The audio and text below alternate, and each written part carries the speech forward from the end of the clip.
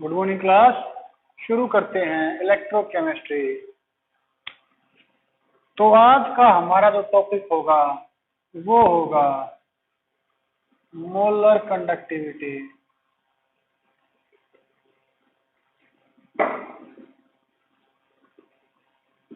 And it's variation.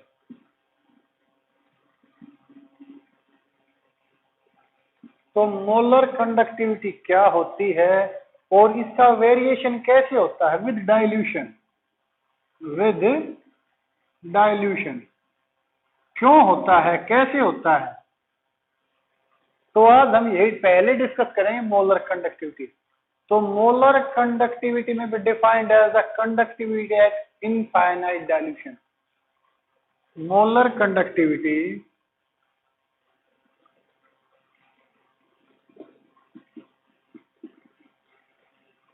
may be defined as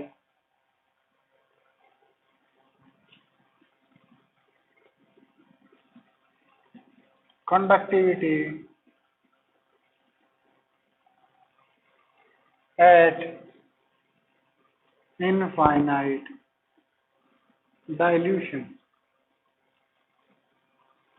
इसका मतलब ये है कि अगर कोई सॉल्यूशन इतना डाइल्यूट कर दिया हमने कोई सॉल्यूशन इतना डाइल्यूट कर दिया कि उसको और ज्यादा डाइल्यूट करें तो उस पर कोई ज्यादा उसकी मोलैरिटी पर फर्क नहीं पड़ रहा।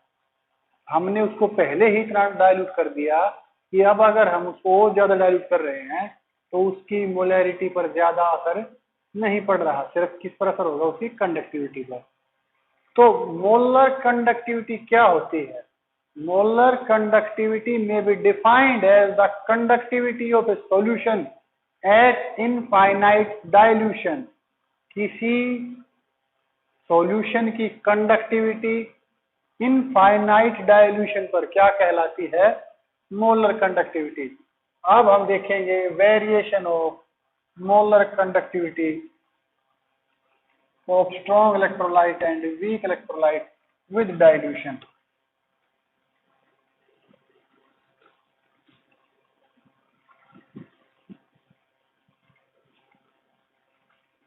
Variation of molar conductivity of strong electrolyte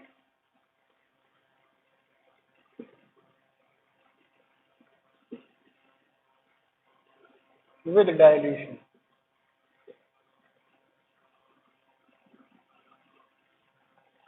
तो अब हम देखेंगे स्ट्रॉन्ग इलेक्ट्रोलाइट की जो कंडक्टिविटी है वो कैसे चेंज होती है डाइल्यूशन के साथ।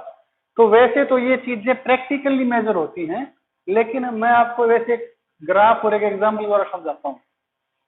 मान लीजिए हमने ग्राफ प्लॉट कर दिया, इस तरफ है कंसंट्रेशन या सी स्क्वायर सी अंडर रूट सी कंसंट्रेशन,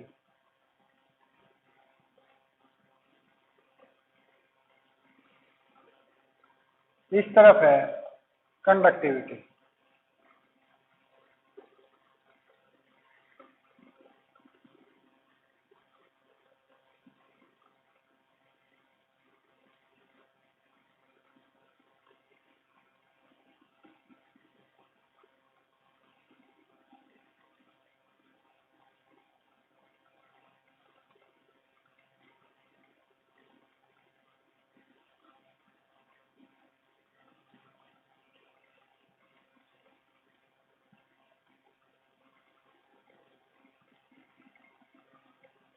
तो ध्यान से देखें तो अगर मैं कंसंट्रेशन और कंडक्टिविटी का ग्राफ प्लॉट करूं, अगर हम सिंपली एक प्रैक्टिकल करें और क्या देखें कि एक स्ट्रॉन्ग इलेक्ट्रोलाइट यहाँ तो कंडक्टिविटी है, यहाँ पर क्या, यहाँ पर तो कंसंट्रेशन, यहाँ पर कंडक्टिविटी। एक सिंपल एक्सपेरिमेंट करें कि आप अलग अलग कंसंट्रेशन पर, जैसे हम मान लीजिए हमने नमक का पानी ले लिया, हमने साल्ट वाटर ले लिया और हमने उसको पहले 1 गिलास में 1 चम्मच, फिर 2 गिलास में 1 चम्मच, फिर 3 गिलास में 1 चम्मच, यानी हम उसको लगातार डाइल्यूट करते गए और उसकी कंडक्टिविटी को चेक करते रहे। तो हम देखेंगे कि जैसे जैसे डाइल्यूशन बढ़ रहा है, देखिए यहाँ कंसंट्रेशन ज्यादा है, यहाँ कम है, यहाँ और कम है, यहाँ और कम है, यहाँ और कम है, यहाँ 0 ही है। तो ध्यान दें कि जब कंसंट्रेशन मान ली 0.5 थी तो कंडक्टिविटी तकरीबन तकरीबन यहाँ थी। अगर इसको 1 2 3 4 5 मान लें तो लेट अस सपोज 5 है, और उसके बाद ये आगे 7। तो पहले कितने पर थी ये? 7 पर, फिर कितने पर आ गई? 8 पर। तो हम कह सकते हैं with increase in dilution conductivity of strong electrolyte increase slightly as electrolyte is strong, it is already decomposed into its ion almost completely, so there is a change in conductivity, slight change, because with dilution the hindrance of ions decreases. That is, population of ions is same, but with increase in dilution, the conductivity, the molar conductivity increases. Why? Because with dilution the ion interaction decreases as ions are more far apart with each other. होता क्या है कि जब हम strong electrolyte को dissolve करते हैं तो वो ऑलमोस्ट कंप्लीटली अपने आयंस में टूट जाता है, और जब उसको और ज्यादा डाइल्यूट करते हैं तो होगा क्या, जो आयंस प्रोड्यूस हो चुके हैं पहले से ही वो एक दूसरे से दूर दूर हो जाएंगे, क्योंकि डाइल्यूशन ज्यादा हो गया तो वो एक दूसरे से ज्यादा दूर दूर हो जाएंगे, और उनके बीच का खुद का इंटरेक्शन क्या होगा, काफी कम हो जाएगा। इसकी वजह से क्या होगा, कंडक्टेंस देखिए स्लाइटली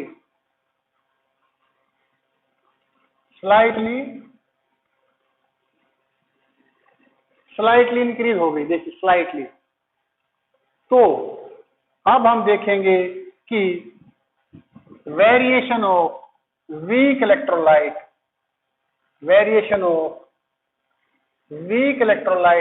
विद डाइल्यूशन, ये बड़े कमाल की चीज है। देखिए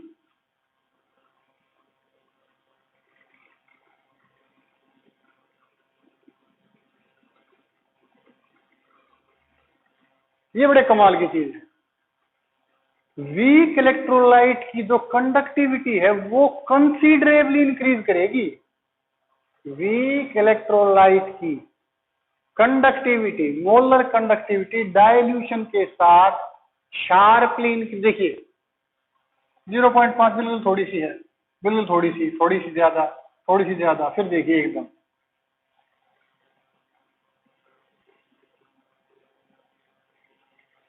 देखिए पहले थोड़ा इंक्रीज है, फिर देखिए एकदम।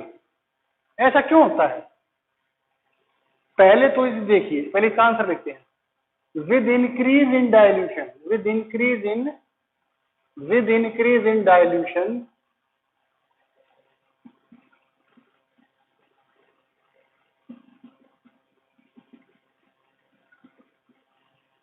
Molar conductivity of weak electrolyte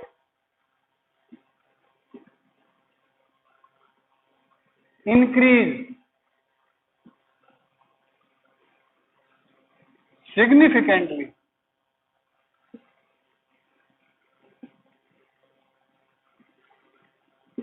तो ये क्या कहता है कि अगर डाइल्यूशन बढ़ाएंगे तो वीक इलेक्ट्रोलाइट की कंडक्टिविटी सिग्निफिकेंटली इंक्रीज करेगी।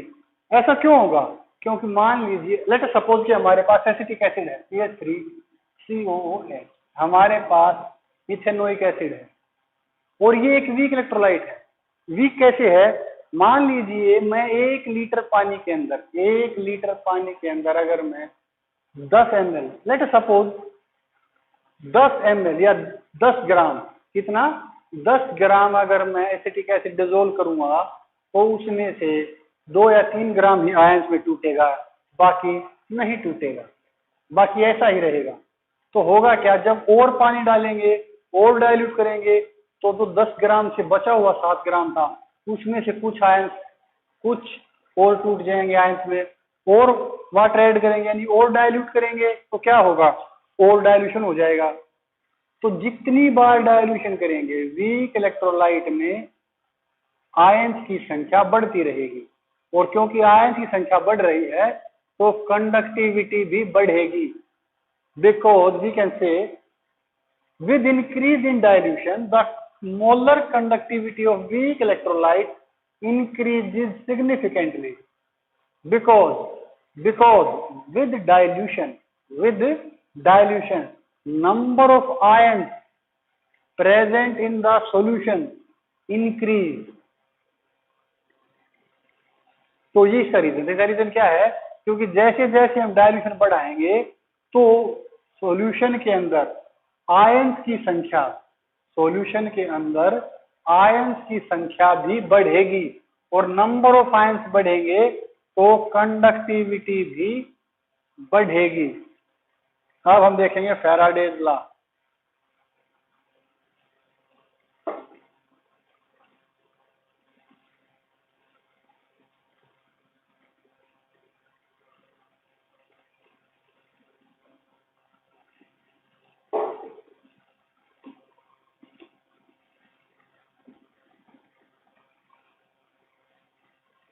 तो आज के लिए आपका इतना काफी है, बाकी हम कल डिस्कस करेंगे।